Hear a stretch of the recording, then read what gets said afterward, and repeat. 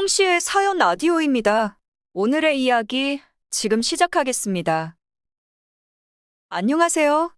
원래는 내년 늦봄쯤에 결혼을 하려고 준비하고 있던 20대 후반의 여자입니다.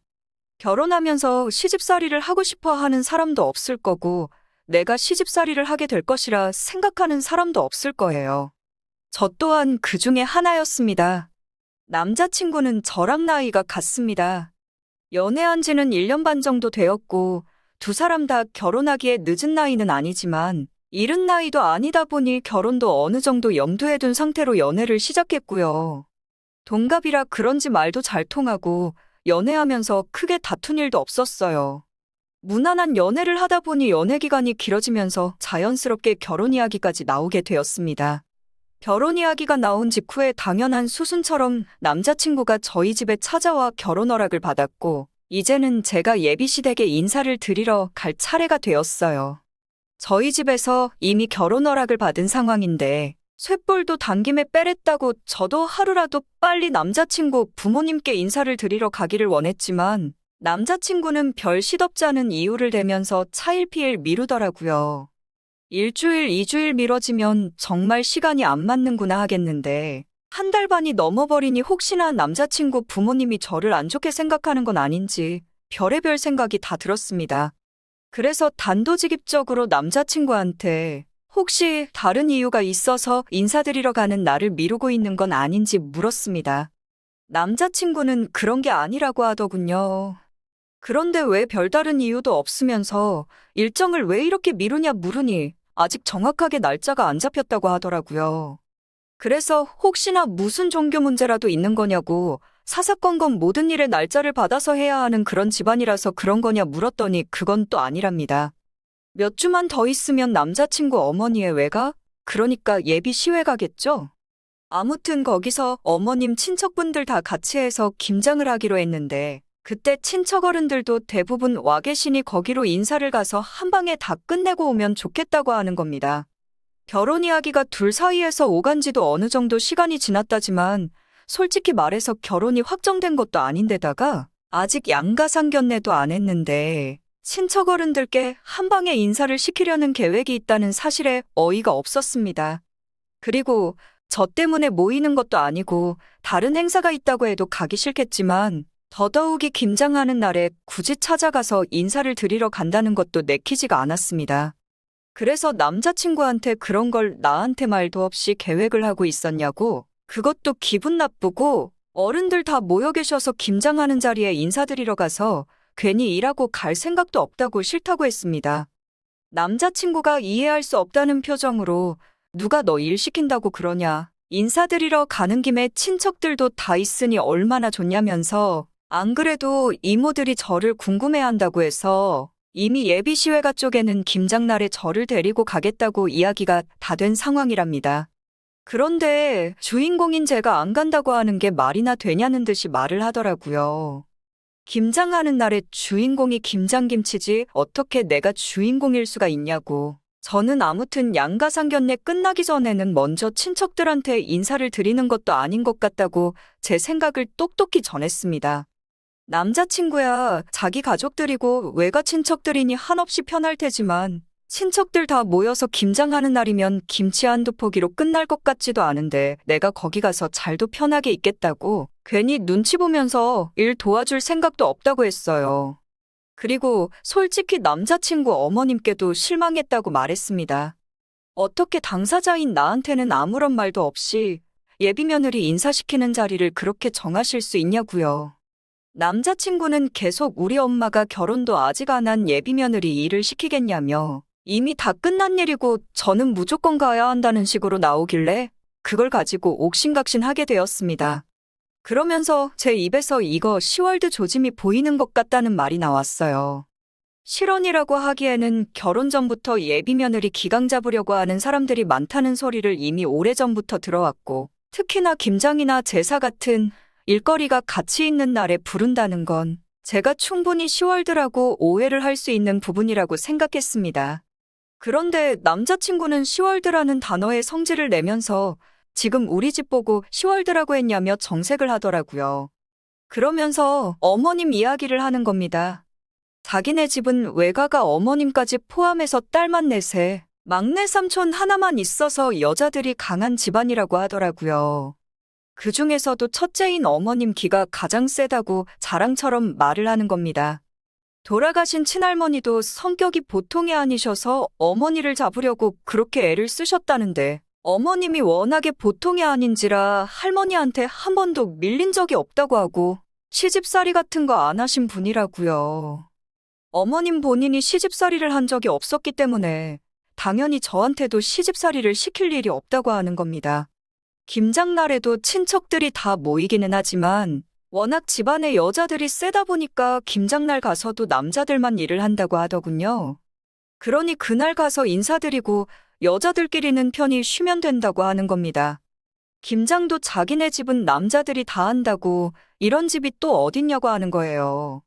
자기도 이제 집안에 결혼한 남자로서 김장을 도와줄 것이고 그러니 여자들은 모여서 남자들 하는 일에 훈수만 두고 외할머니가 보쌈을 기가 막히게 하신다고 갓 담근 김치에 맛있는 고기 먹고 오기만 하면 되는 자리인데 제가 눈치 보고 일 도울 것도 없고 힘들 것도 없다고 무조건 가는 거라고 말하고 제 말을 딱 잘랐어요.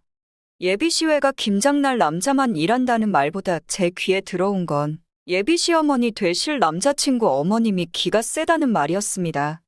거기에 어머님만큼 기가 센 이모님들이 3분 더 계시다는 말이고요. 솔직히 그 말을 듣고 우리 예비시댁은 여자가 남자들 꽉 잡고 사니까 나도 고생할 것 없겠구나 생각하는 사람이 어디 있겠어요? 오히려 어머님이 기가 세다는 말에 마음만 더 심란해졌습니다. 집에 와서 저희 부모님한테 남자친구가 김장날에 인사를 드리러 가자고 한다는 이야기를 했더니 그건 너무 경우가 없지 않느냐며 반대하셨고 결국 저희 어머니께서 남자친구한테 전화를 해서 아직 양가상견례도 하지 않은 상황에 친척분들한테 인사드리는 건 경우가 아닌 것 같다고 제가 한 말을 그대로 전해준 덕분에 결국 예비시외가 김장날에 인사드리러 가는 일은 없게 되었습니다. 아무튼 일이 그렇게 되니 남자친구 집에서 저보고 빨리 날 잡아서 인사하러 오라고 했다고 하면서 그 주에 인사를 드리러 가게 되었습니다. 마음 한구석에는 여태껏 차일피일 미루던 게 이렇게 급박하게 진행되는 이유가 설마 결국 김장하는 날에 기어이 나를 데리고 가려는 건가 싶은 생각이 들기도 했어요. 2년에 가까운 시간을 연애를 했는데 솔직히 김장날에 인사하러 가자고 했다고 해서 파혼을 해야 한다는 생각은 하지도 않았습니다.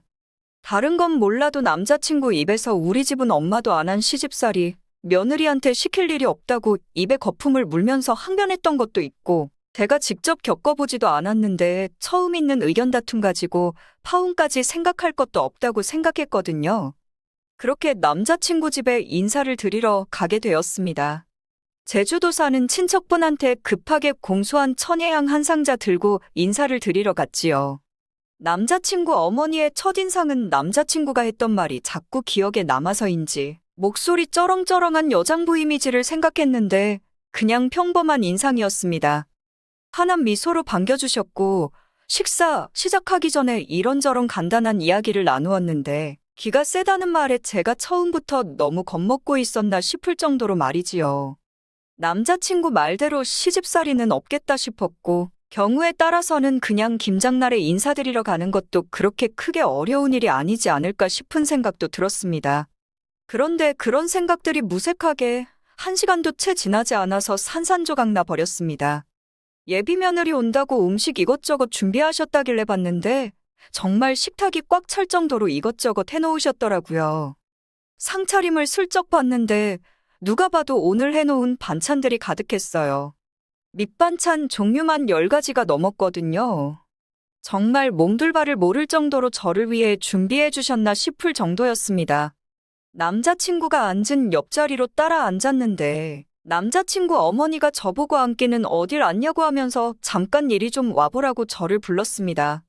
따라가 보니 밑준비가 끝난 삼색나물이 있었고 어머님은 저한테 비닐장갑 하나를 건네주더니 저보고 간을 맞춰보라고 하더군요. 제가 반찬 같은 건 따로 해본 적이 없다고 힘들게 준비하셨는데 제가 괜히 망치는 거 아닌가 싶다고 했더니 어머님이 옆에서 다 알려줄 테니 걱정 말라 하시더군요. 보니까 재료도 다 꺼내 놓으셨고 나물도 다 데쳐놓고 밑준비도 다 끝나 있는 상황에 정말 제가 간만해서 묻히기만 하면 되는 상황이었어요. 다 준비돼 있는데 뭐가 어려운 일이겠어 하고 그냥 시키는 대로 따라했습니다. 다 묻혀놓고 한 입 간을 봤는데 맛있더라고요. 그때까지만 해도 음식하는 게 생각보다 재미없는 게 아니구나 신기하기도 했어요. 그런데 어머님이 당신도 간을 보겠다며 한 입 드시더니 이건 뭐 생으로 먹는 거나 다름없네 하면서 우리 아들 입맛에는 안 맞는다 하시며 맛소금을 팍팍 치더라고요. 그리고 나서 제 입에 한 입 넣어주셨는데 제가 먹었을 때 이미 간이 충분했는데 소금을 더 쳤으니 제 입에는 많이 짜더라고요. 어색한 미소로 흐으하고 한번 웃고 말았는데 어머님은 이 정도는 해야지 우리 아들은 밍밍하면 손도 대질 않는다고 말했습니다. 그리고 자리에 앉아서 본격적인 식사를 시작하게 되었어요. 준비하느라 고생하셨을 텐데 솔직히 반찬들이 제 입에는 전부 다 자극적이고 간이 세더라고요. 그리고 제가 식감 때문에 안 먹는 반찬들도 많아서 솔직히 전부 다 손이 가지를 않았습니다. 그런데 어머님은 제가 밥 먹는 걸 지켜보더니 당신이 드시던 젓가락으로 이것도 먹어봐라, 저것도 먹어봐라 하면서 제 밥 위에다가 집어서 올려주시더라고요. 그러면서 하는 말이 하나씩 다 먹어보고 맛을 잘 기억하라고 하는 겁니다. 상차림에 밑반찬만 잔뜩 있던 이유가 뭔지 알게 되었어요. 어머님은 저 온다고 음식 준비를 하셨지만 아들이 좋아하는 반찬들로만 골라서 해놓은 거라고 하시더군요. 앞으로 아들 식사는 당신에서부터 제 소관으로 넘어오는 것이니 우리 아들 밥을 잘 챙겨주려면 입맛이 어떤지부터 알아야 한다고 하면서요. 그리고 그때부터 어머님의 본 마음이 하나둘씩 나오기 시작했어요. 식사 도중에 뜬금없이 결혼하고 나서는 회사는 언제까지 다닐 생각이냐고 물어보더라고요. 조금 당황스러웠던 건 남자친구하고는 벌써 이야기가 끝난 일이었거든요. 저는 제가 열심히 공부해서 이뤄놓은 커리어인데 결혼한다고 해서 직장을 그만둘 생각은 없었어요. 아이가 태어난다고 해도 육아휴직 제도도 있고 저랑 남자친구가 번갈아 가면서 1년씩 육아를 하면 된다고 생각했었거든요. 그리고 만약에 정말 육아 문제로 직장을 그만둬야 할 때가 온다면 그건 그때 가서 생각해 볼 문제지 지금 당장 정할 이유도 없다고 생각했습니다. 그래서 남자친구한테 이야기 못 들으셨냐고 직장은 결혼한다고 해서 그만둘 생각이 없다고 말씀드렸습니다. 그런데 어머님은 그러면 안 된다고 제 말을 딱 자르더군요. 자식은 아들 하나 딸 하나 해서 둘을 낳아야 하고 아들이 밖에서 힘들게 일하고 퇴근하면 집에서 아내랑 자식들이 아빠를 반겨주는 게 당연한 거 아니냐고 하면서 저는 집에서 애 키우면서 남편 내조를 해줘야 한다는 거예요. 그 말을 들으니 시집살이가 별건가 싶었어요. 꼭 시어머니가 같이 살지 않더라도 결혼하면 이렇게 해야 한다, 저렇게 해야 한다 하면서 제 의사와는 상관없이 시어머니가 원하는 대로 며느리가 따라야 하는 거라면 그게 시집살이 아니겠어요? 그때 딱 남자친구가 어머니가 기가 세다는 말이 무슨 말인지 이해가 되더라고요. 당신이 원하는 대로 일이 풀리지 않으면 원래 성격이 나오는 겁니다. 당장 우리 아들 밥은 누가 해주나 하면서 저보고 자꾸 그러는 거 아니라고 하시길래 밥솥으로 밥하는데 어려울 것도 없고 정 귀찮으면 즉석밥도 있지 않냐, 반찬도 반찬 가게에서 사면 되는 거 아니겠냐 했지요.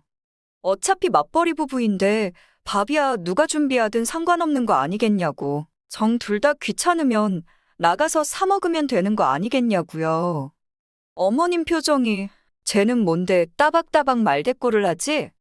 하는 표정으로 변하더니 그러면 나가서 열심히 돈 벌어와야 하는 우리 아들한테 조미료 투성이 음식을 먹일 생각이냐고 하시더라고요.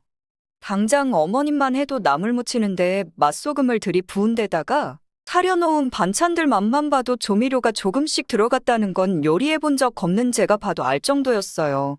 남자친구는 제가 어머님이랑 사소한 기싸움을 하고 있는데도 멀뚱멀뚱 구경만 하고 있지 아무 말도 없더라고요. 조금이라도 눈치가 있으면 이런 이야기가 오고 가지 못하게 막아줬으면 싶었는데 어머님은 자꾸 억지를 부리고 저는 싫다는 의사표현을 해야 했으니 상황이 종결이 되지가 않았습니다. 그러다가 결국 남자친구가 눈치를 챈 건지 입을 열더라고요. 끝도 안 나는 이야기는 그만하자고 하길래 드디어 이 자식이 제 역할을 하려는가 싶었는데 대뜸 신혼집을 엄마 집 근처에다가 구하면 다 끝날 일이네 하더라고요. 그러면 어머님이 오며 가며 하면서 우리 살림도 봐주고 냉장고도 채워주고 하면 되지 않겠냐고요.